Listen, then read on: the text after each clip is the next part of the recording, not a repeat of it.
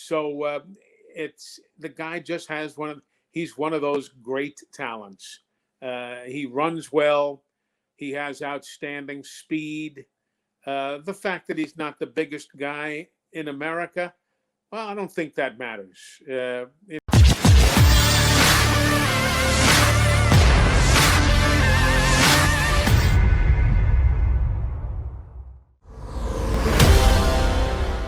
Got to tell the legendary voice, Eli Gold, this story here on my recruiting trip for Coach Brian. Eli Gold joins us now here on the National Football Show. Eli, I appreciate you doing this. I got to tell you this Coach Bryant recruiting story. Sure. So I started getting on. Diane, how you doing? This is Coach Bryant, and then I didn't understand what he was actually saying. I just heard stud, and I kept hearing stud and this and that. And he goes, "We'd like you to come down." And I go, so I told my grandpa I was being recruited by Alabama, and my grandpa goes, "How many Italian guys he has on that team?" He goes, "Well, there was a guy named Johnny Musso." Sure. And he goes like this, "Johnny Musso, Italian guy like you down there." And I said, "Coach, as much as I'm going to choose and go to the University of Miami and play with the University of Miami." And he's like, "Well, here." He sent me a postcard, Eli. And he said this to me: "Congratulations to your decision, and I'll see you on Sundays." And I saved that, and I have it to this day, and it's one of my prized possessions that I got a postcard from Coach Brian. It shows you how he really looked at the kids that he was trying to bring into his program. And I'll just ask you this. Do you see the same similarities between Nick and how he talks to the current players and all the stories that we hear about Coach Brian and how he deals with his guys back in the day? Yeah.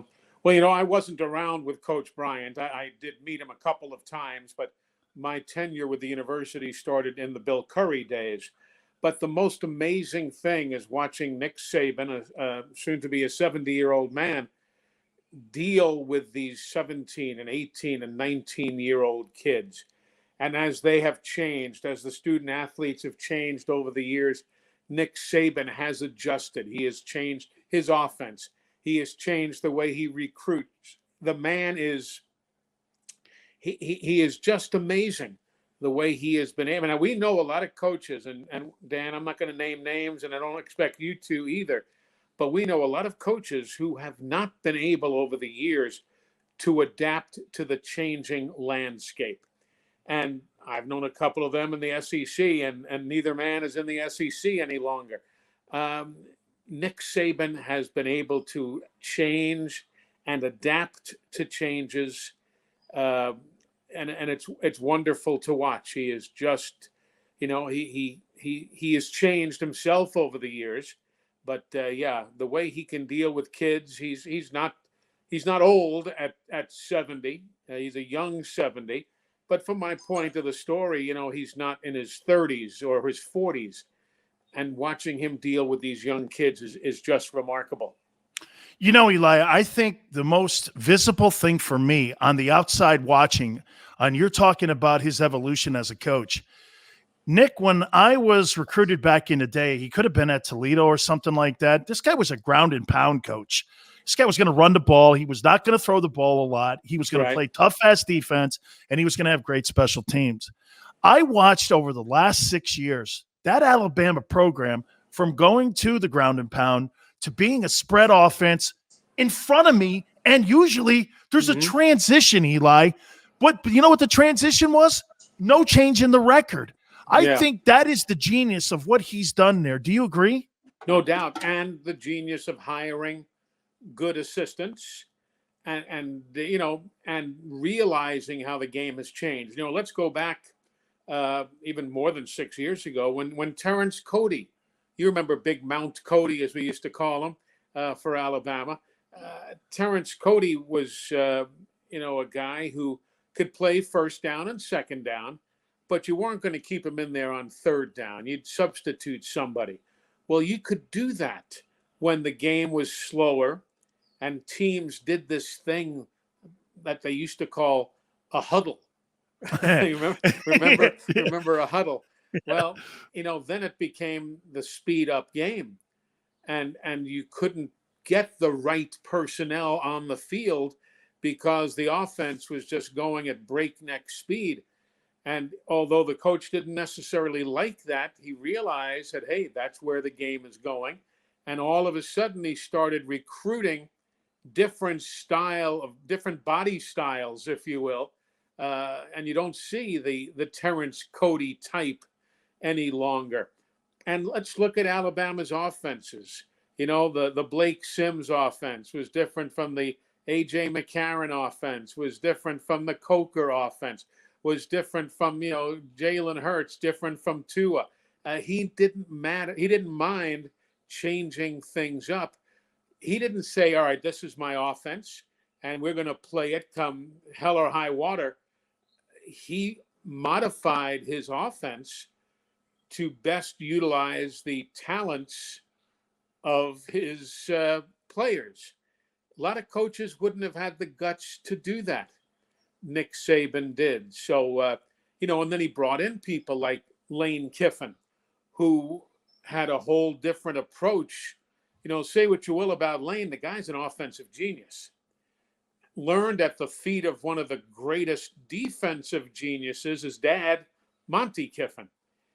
And Nick said, look, I need that. I need to learn that. And he brought him in, and obviously their success was huge. So, the man has confidence in himself. Speaking of Nick Saban, he has confidence in himself. He doesn't mind making changes because he knows the game has changed and the student athletes have changed over the years. You know what? I'll say this to you too, Eli, that I think one of the most important things that I see with Nick, with his coaching staffs, like you just mentioned, he has no fear. You mentioned Lane Kiffin, some dents in the fender. You mentioned like maybe Steve Sarkisian, some dents in the fender. Bill O'Brien, who was just recently hired, some dents in the fender. He has so much equity with the coaching fraternity and in the media that he brings guys in, and they're like reclamation projects. Look at Sarkisian. This guy was, and I use the term dead in the water, his coaching career. He goes in there, wins a couple national championships at Alabama. He's now the head coach at Texas, one of the Tiffany programs in the country. I think also that's a testament to what Nick Saban does. And look, everybody is so confident. Look, he's got 2 NFL head coaches on his staff right now, Doug Marrone and O'Brien. But Nick Saban is not threatened by having former NFL head coaches on his staff. He knows these guys are good, and they were ready to come to Alabama, and it's working out. And those guys wanted to have the opportunity to, work with Coach Saban and see what he's all about. So there's a respect that just overshadows all of this. Some of the biggest names, they wanted to come and coach at Alabama just to learn and then go elsewhere. Well, it's worked out. It's worked out. And, and that's one thing I can't imagine. I might be wrong, but I don't know of another staff right now that has 2 former NFL head coaches on it. I may be wrong, but there can't be many if there are more than one. How about this too, Eli? I mean, you're talking about losing your coordinator, both your wideouts in the first round, your quarterback in the first round, your running back in the first round, multiple guys in that offensive line. And here they are, preseason number 1 again. It reminds me a lot of what Jimmy Johnson in my time back at the University of Miami, when we could just reload. It's just been a conveyor belt, and it really goes to the testament that just like when we hear Belichick saying there's no days off, I can't think Saban has. I think he probably works harder in the offseason than he does during the regular season. Oh, he does. The man, and he works nonstop in the regular season. He never takes a day off. Yeah, they'll get away for a couple of weeks, but he'll always tell you, he said, I might be at the lake, but, and might be putting the boat in the water at 2:00, but from 9:00 until 2:00, he said, I'm on the phone recruiting. And, it's kind of like the John Wooden days at UCLA. The man was a great coach, as Coach Saban is, X's and O's wise. But there's that advantage of which kid wouldn't want to play for John Wooden. maybe the kid who grew up in East Lansing and always dreamed of pulling a green and white Michigan State jersey over his head. Well, you wouldn't get that guy. He was set. He was going to state. But otherwise, who wouldn't want to play for John Wooden in those days? Have every game on TV, virtually assured of winning a national championship. Well, Coach Saban still has to recruit. This is not a gimme by any stretch of the imagination. But most of these young men at least will give Alabama a look-see and come to the campus, which, I believe is one of the most beautiful campuses in America. And I know I look at life through crimson-colored glasses, and I'm guilty as charged. But and there's so much. The university's academic standing is so good. But who wouldn't want to at least listen to what Nick Saban has to say? Because, every year you're playing for the national title. There are more guys in the NFL from Bama than there are from any other school in America. Who wouldn't? And that was something that Wooden had going for him in his day, and that Nick Saban has going. Success breeds success. He still has to sell the program, no question about it. It's not a gimme, but success does breed success. Absolutely. Let me throw the extension out and what this means. This obviously means that, he wants to retire an Alabama Crimson Tide head coach. Mm-hmm. There's going to be no flirting with the National Football League. People always ask me, I go, why would a guy like Nick Saban want to give up all the things that he's created in Alabama to go listen to some owner or some general manager? He's got his own moat, his own kingdom. Yep. He's created this legacy that no one is ever going to match. Maybe the only guy is the guy that was there back in the 80s, and that was Coach Bryant. So this kind of puts that to rest, doesn't it, this extension? No question. And those of us who live here and know him and see him on a semi-daily basis, we knew he wasn't going anywhere. He didn't like the NFL. Miss Terry loves it, his wife. She loves it in Tuscaloosa. To such a degree, Coach Saban moved his mom to Birmingham, which is just 49 miles up the interstate. His kids live in Birmingham, the grandchildren. And it's just a very comfortable situation for him. But he didn't he was not going to go back to the NFL. We all knew that. But, people don't want to believe it. It makes for column inches to be filled and, talk shows to be filled. But no, there was no question that he was staying put. And he really has. He's done well. That's quite all right. My wife says sorry as she. No. We're all good. All seeing the goals. It's all good. As she walked through the shot here. But no, it's he loves the area. You know what else, Dan? You're going to find this maybe. I think maybe you and I talked about this on your radio show umpteen years ago. One of the biggest things that happened was the tornado that came through Tuscaloosa. For those who may not be familiar, it basically took 17% of the city of Tuscaloosa and wiped it right off the map. But Nick Saban found out at that time how much he meant to the community, not just as a football coach, but as a community leader. How he and his players went out and fed people who lost everything. They got food and went door to door. Coach and Mrs. Saban, they have now bought built, not bought, but they built and put the money up for 18 houses for people who lost their homes. It was done through the Nick's Kids Foundation and the Habitat for Humanity. They worked together.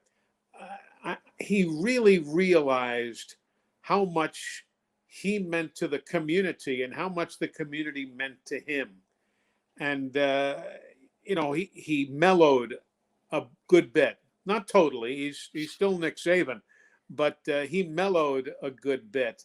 And that was another time when I realized he wasn't going anywhere. Those of us who were here and saw him daily knew that he was here for the long haul.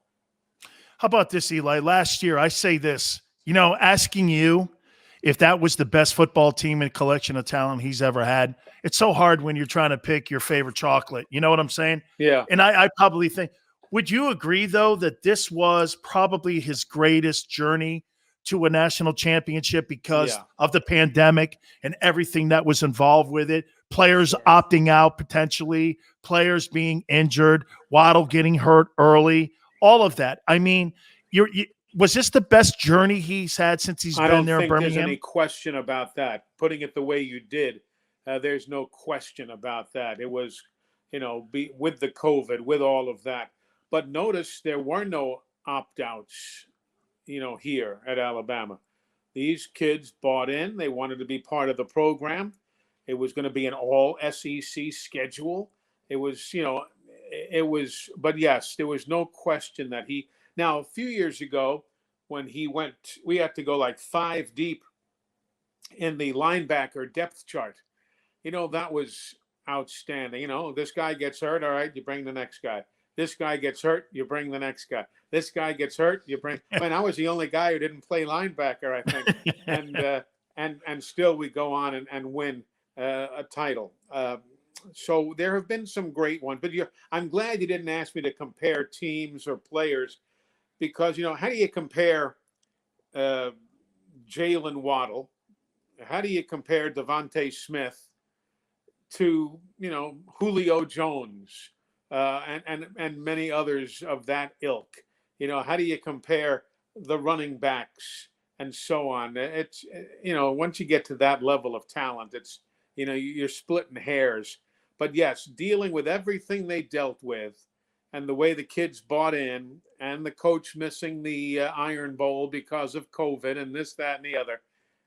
It was probably his best journey, as you put it. Merrill Reese was on with us the other day, the legendary voice of the Eagles, been calling Eagle games for 50 years. Exactly. He said he's never seen, and I know it's like mini camps, it's OTAs. He's never seen a more electric player in his time calling Eagle games or being around camps than Devontae Smith. Give me your synopsis of what you saw with him as an Alabama Crimson Tide player and why you think he'll make it in the NFL. Well, I don't think there's a question. He'll make it in any league he wants to play in. He works hard. He's got a set of hands, man. It's just remarkable. I asked Nick Saban one day, because he had made, Devontae had made a couple of magnificent catches in some ball game. And I host the Coach Nick Saban radio show every Thursday night. So the following Thursday, after Devontae made one of those spectacular catches, I said to the coach on the air, I said, hey, tell me. I said, when he makes these kind of grabs, I said, we're up in the booth and, we're just shaking our heads in amazement as we're calling the play. I said, do you ever stand there on the sidelines and just shake your head during a game, amazed at what you see? And he said, I don't have to wait for game day for that to happen. He goes, he does a whole lot of that stuff during the practices. So it's the guy just has he's one of those great talents. He runs well. He has outstanding speed. The fact that he's not the biggest guy in America, well, I don't think that matters. We've seen some of the best defensive backs in the country try to stop him. They've not been able to. He competed every day in practice against arguably one of the best defenses in the country. They couldn't stop him on the practice field. So, and I'm interested to see how well he and Jalen Hurts, assuming Jalen is the quarterback, and that's not my job to make that call, but assuming Jalen's the quarterback, it's just going to be remarkable to watch that Bama combination get rekindled if it does. Tell me what two last questions for you here, Eli. Tell me what in your opinion, is of Jalen Hurts, because, if you talk to one person, they would say this, he's got a lot of work to do. And if you talk to some other people, you would say this kid's got a great chance. I look at him like this. Boy, he was a great teammate in Alabama. He won a lot there. Then Hmm. he went to Oklahoma, learned a brand new system. The players loved him there. He shows up to Philly. Everyone in the locker room loves him.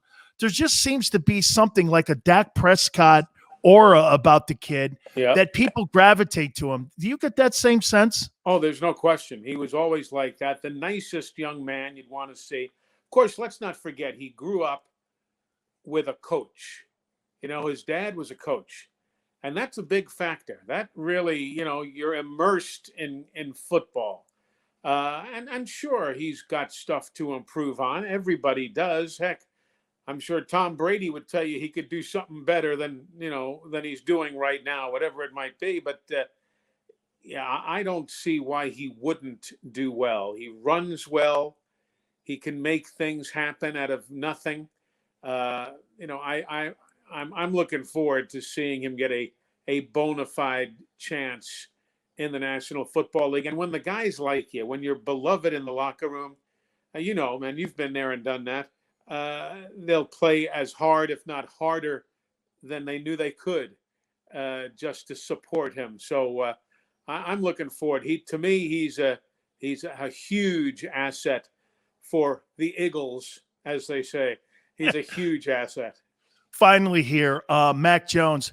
I wonder what the conversation was like between Belichick and Nick Saban, because that relationship is so strong between those two.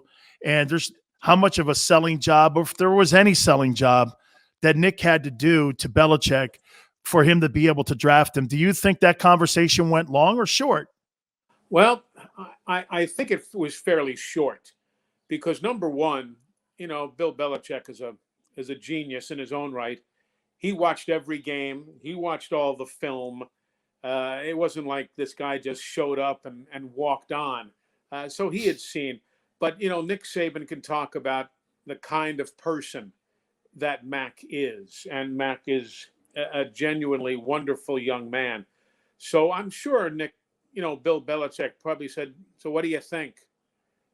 And Nick said, "You'll be foolish not to take him." And, I didn't know, obviously the 49ers had some questions and chose not to take him. Is he the fastest man on two legs? No. But there's so much he can do. And let's face it, and I'm not comparing him. Please don't get me wrong. I'm not comparing him to anybody else. But there are some great NFL quarterbacks over the years who had to be timed with a sundial, who were not great runners, but all they could do was win. And you all know, everybody knows who I'm talking about.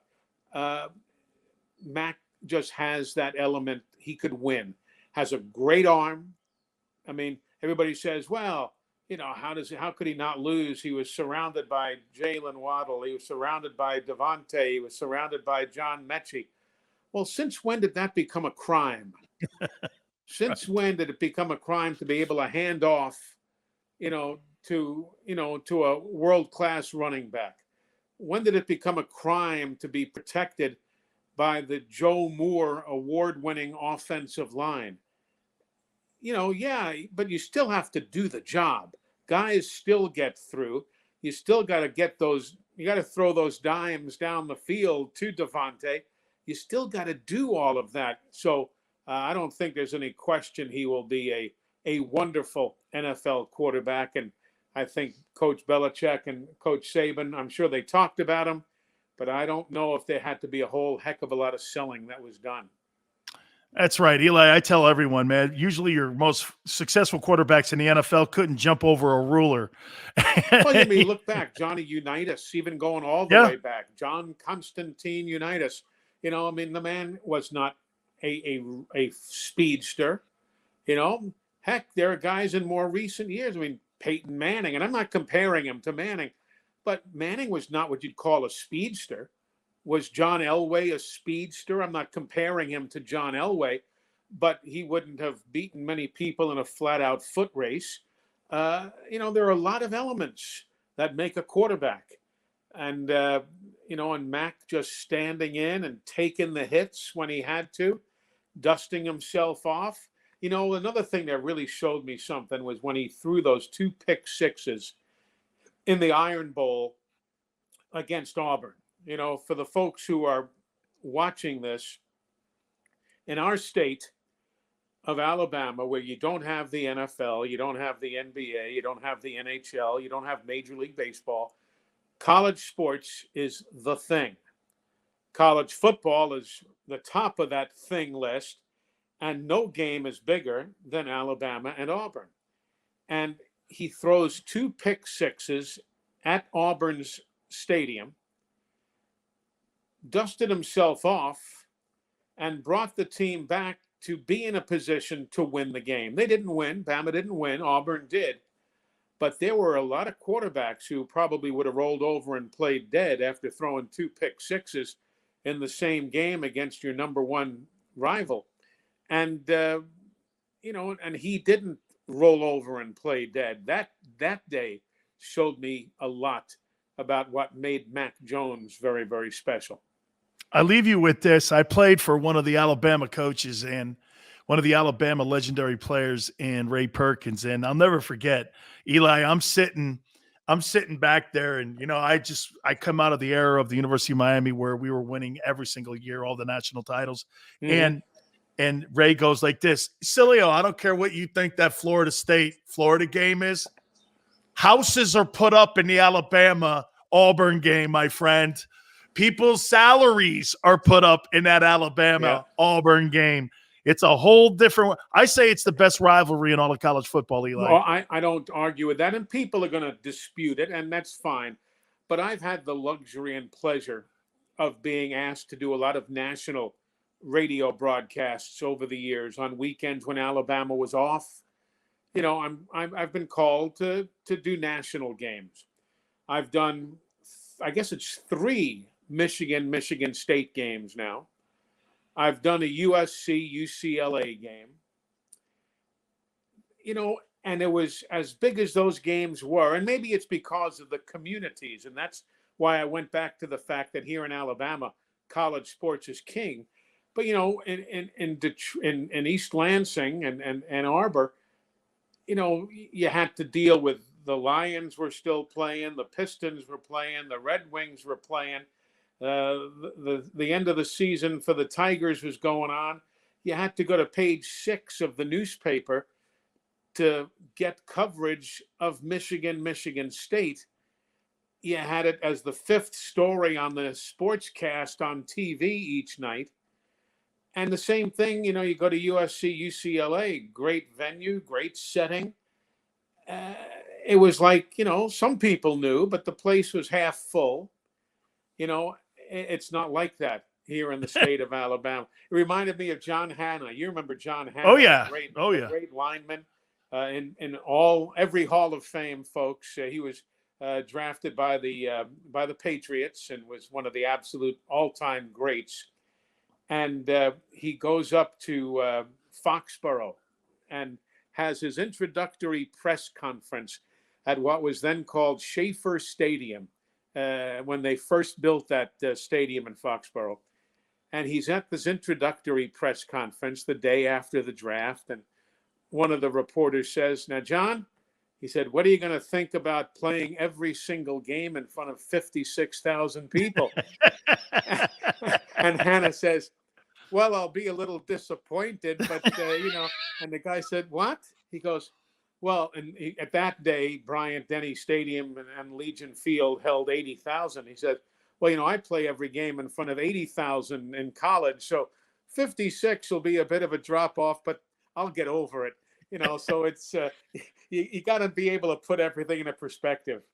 Absolutely. Eli, it's been great catching up with you. I so thank you so much. You always find time for me, my friend, and I can't wait to see this upcoming season. And by the way, go gentle on me in week 1. Okay. You never know, man. You never know what's going to happen, but I'll remember you as I do the play-by-play of an, you got a great quarterback though. Yep.